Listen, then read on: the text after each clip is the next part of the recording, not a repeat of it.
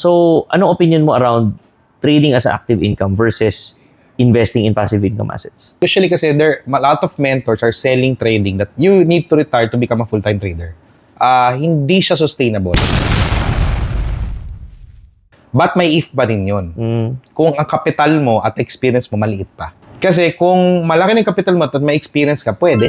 Pero kung wala ka pa dun sa experience na yon at hindi ka pa, hindi ka pa ready capital plus experience, gawin mo siya as an extra income. Wow.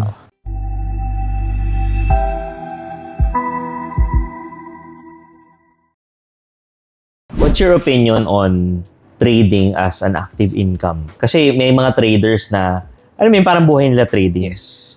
Without realizing na active income to eh. True. And at the end of the day, if it's active income, you're still working, you're not financially free. Yes. So, anong opinion mo around trading as an active income versus investing in passive income assets? That's good. So, una, usually kasi a lot of mentors are selling trading that you need to retire to become a full-time trader. And I am a full-time trader. I can speak on my behalf.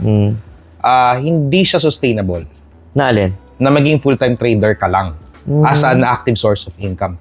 But may if ba din yun? Kung ang kapital mo at experience mo maliit pa. Kasi kung malaki ng kapital mo at may experience ka, pwede. Kasi example doon, 50 million, maka 5% ka magkano? 15 million. 50. 50 and 5%. Marunong kayo manage, monthly 5%. Magkano? 2.5. 2.5 million. Goods ka na. Goods ka na. For the next, kung sabihin natin, expenses mo lang, 500,000 for the next 3 months. Pero yun kaya nga may if siya as an active income.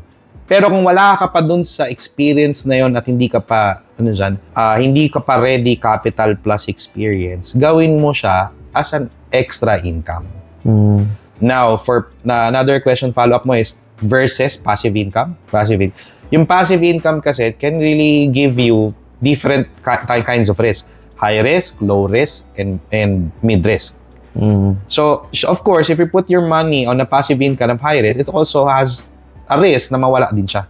So, your option is, ilalagay mo siya sa low risk. Mas mabagal. Mas mabagal. Ang active trading kasi, if you do it right, and if you do it consistently, darating ka sa point na kaya mo mas mabilis pag-grow yung capital mo with lesser risk. You're getting it? Gets ko. So, the follow-up question kung tatagdagan mo, is it worth it to try and learn it? Yes, it is. In fact, last month, I was just stressed for 2 days.